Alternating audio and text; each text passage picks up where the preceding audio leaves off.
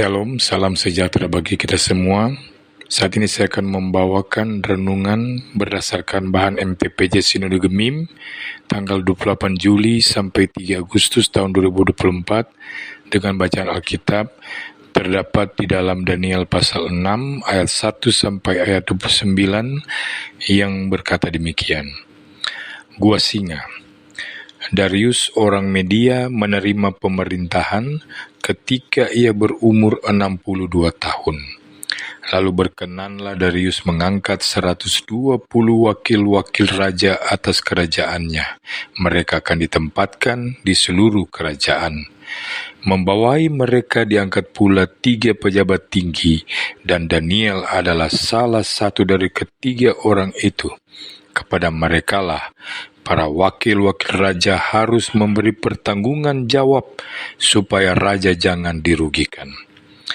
Maka Daniel ini melebihi para pejabat tinggi dan para wakil raja itu, karena ia mempunyai roh yang luar biasa dan raja bermaksud untuk menempatkannya atas seluruh kerajaannya. Kemudian para pejabat tinggi dan wakil raja itu mencari alasan dakwaan terhadap Daniel dalam hal pemerintahan, tetapi mereka tidak mendapatkan alasan apapun atau suatu kesalahan, sebab ia setia dan tidak ada didapati sesuatu kelalaian atau sesuatu kesalahan padanya. Maka berkatalah orang-orang itu, kita tidak akan mendapat suatu alasan dakwaan terhadap Daniel ini kecuali dalam hal ibadahnya kepada Allahnya. Kemudian bergegas-gegaslah para pejabat tinggi dan wakil raja itu menghadap raja serta berkata kepadanya, "Ya Raja Darius, kekalah hidup Tuanku. Semua pejabat tinggi kerajaan ini, semua penguasa dan wakil raja, para menteri dan bupati telah mufakat supaya dikeluarkan kiranya suatu penetapan raja dan ditetapkan suatu larangan, agar barang siapa yang dalam 30 hari menyampaikan permohonan kepada salah satu dewa atau manusia kecuali kepada Tuanku ya Raja, maka ia akan dilemparkan ke dalam gua singa. Oleh sebab itu ya Raja, keluarkanlah larangan itu dan buatlah suatu perintah yang tidak dapat diubah menurut undang-undang orang Media dan Persia yang tidak dapat dicabut kembali." Sebab itu, Raja Darius membuat surat perintah dengan larangan itu. Demi didengar Daniel bahwa surat perintah itu telah dibuat, pergilah ia ke rumahnya. Dalam kamar atasnya ada tingkap-tingkap yang terbuka ke arah Yerusalem. 3 kali sehari ia berlutut berdoa serta memuji Allahnya seperti yang biasa dilakukannya. Lalu orang-orang itu bergegas-gegas masuk dan mendapati Daniel sedang berdoa dan bermohon kepada Allahnya. Kemudian mereka menghadap raja dan menanyakan kepadanya tentang larangan raja. "Bukankah Tuanku mengeluarkan suatu larangan supaya setiap orang yang dalam 30 hari menyampaikan permohonan kepada salah satu dewa atau manusia kecuali kepada Tuanku ya Raja akan dilemparkan ke dalam gua singa?" Jawab raja, "Perkara ini telah pasti menurut undang-undang orang Media dan Persia yang tidak dapat dicabut kembali." Lalu kata mereka kepada raja, "Daniel, salah seorang buangan dari Yehuda, tidak mengindahkan Tuanku ya Raja, dan tidak mengindahkan larangan yang Tuanku keluarkan, tetapi 3 kali sehari ia mengucapkan doanya." Setelah raja mendengar hal itu, maka sangat sedihlah ia, dan ia mencari jalan untuk melepaskan Daniel. Bahkan sampai matahari masuk, ia masih berusaha untuk menolongnya. Lalu bergegas-gegaslah orang-orang itu menghadap raja serta berkata kepadanya, "Ketahuilah ya Raja, bahwa menurut undang-undang orang Media dan Persia tidak ada larangan atau penetapan yang dikeluarkan raja yang dapat diubah." Sesudah itu, raja memberi perintah, lalu diambillah Daniel dan dilemparkan ke dalam gua singa. Berbicaralah raja kepada Daniel, Allahmu yang kau sembah dengan tekun, dialah kiranya yang melepaskan engkau. Maka dibawalah sebuah batu dan diletakkan pada mulut gua itu. Lalu raja mencap itu dengan cincin materainya dan dengan cincin materai para pembesarnya, supaya dalam hal Daniel tidak dibuat perubahan apa-apa. Lalu pergilah raja ke istananya dan berpuasalah ia semalam-malaman itu. Ia tidak menyuruh datang penghibur-penghibur dan ia tidak dapat tidur. Pagi-pagi sekali, ketika fajar menyingsing, bangunlah raja dan pergi dengan buru-buru ke gua singa. Dan ketika ia sampai dekat gua itu, berserulah ia kepada Daniel dengan suara yang sayu.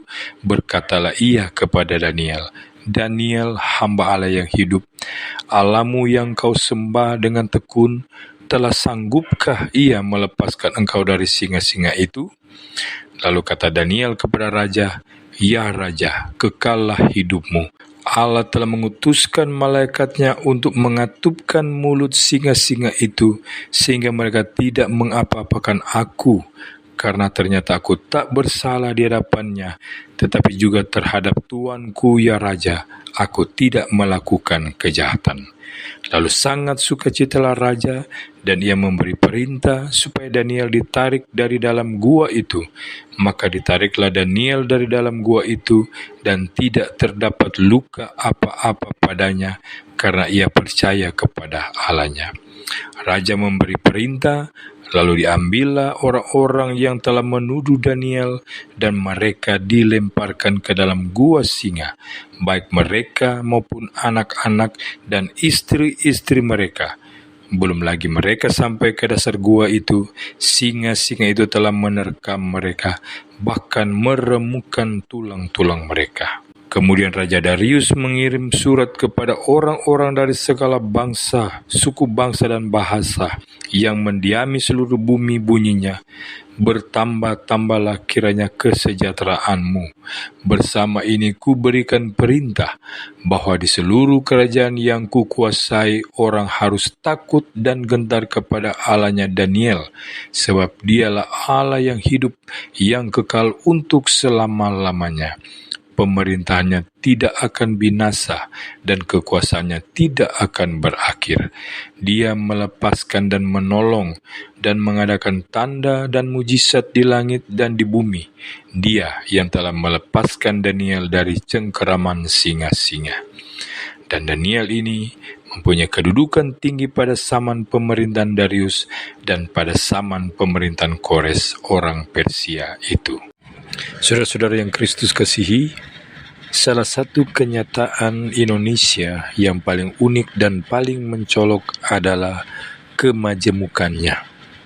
Tahukah saudara berapa jumlah pulau yang ada di Nusantara kita ini? Lebih dari 17.000 buah pulau. Berapa luas wilayah Nusantara kita ini? Bila kita masukkan lautan yang ada di antara 17 ribuan pulau itu, maka luas wilayah Nusantara kita adalah seluas Amerika Serikat.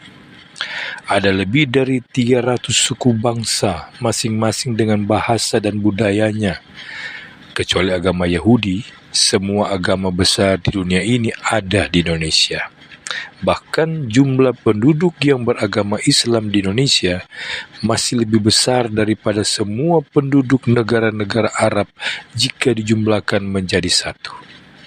Karena itu Indonesia adalah negara dengan penduduk Islam yang terbesar di dunia.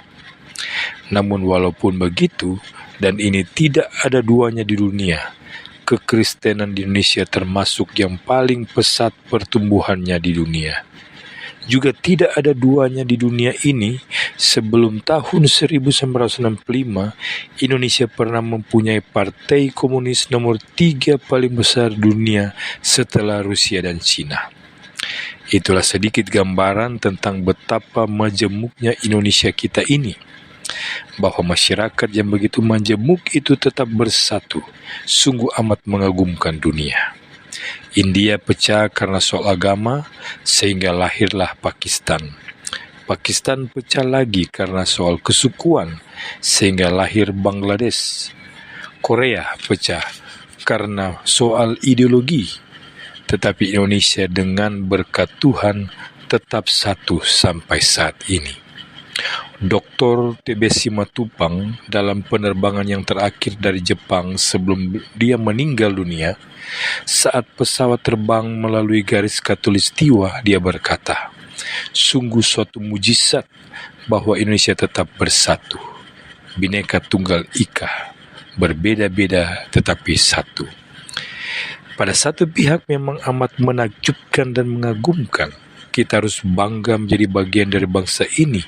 Akan tetapi pada pihak lain, haruslah kita akui pula bahwa kemajemukan ini juga memperhadapkan kita dengan banyaknya tantangan dan persoalan yang sulit.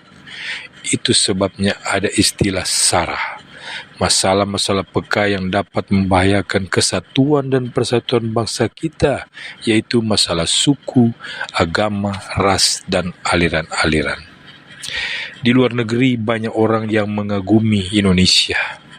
Mereka mengatakan bahwa Indonesia adalah satu-satunya negara yang mayoritas penduduknya beragama Islam yang masih dimungkinkan orang Islam berpindah ke agama Kristen. Beda dengan Maroko, dia memang menjamin umat Kristen untuk menjalani ibadahnya, tetapi tidak boleh orang Islam Maroko menjadi Kristen. Di Malaysia juga begitu. Memang kita ada kebanggaan dalam hati. Kita selalu teringat betapa umat Kristen di Indonesia semakin sulit untuk membangun tempat ibadah. Betapa pekanya hubungan Kristen dan Islam di Indonesia. Hal ini menunjukkan bahwa kemajemukan adalah kenyataan yang membanggakan, tetapi sekaligus juga persoalan yang amat sulit dan pelik. Lebih sulit dan pelik karena kita tidak dapat belajar dari bangsa lain mengenai hal ini. Sebaliknya, bangsa-bangsa lainlah yang ingin belajar dari kita mengenai bagaimana kita dapat hidup sebagai satu bangsa di tengah-tengah kemajemukan yang luar biasa itu. Oleh karena itu, marilah kita belajar dari firman Tuhan bagaimana kita sebagai orang percaya harus hidup di tengah-tengah masyarakat yang majemuk, hidup di tengah-tengah masyarakat yang mayoritasnya adalah non-Kristen. Untuk itu, sebaiknya kita belajar dari Daniel. Bagaimana kita harus hidup di tengah-tengah masyarakat majemuk yang mayoritasnya bukan Kristen. Ada dua kemungkinan yang ekstrim.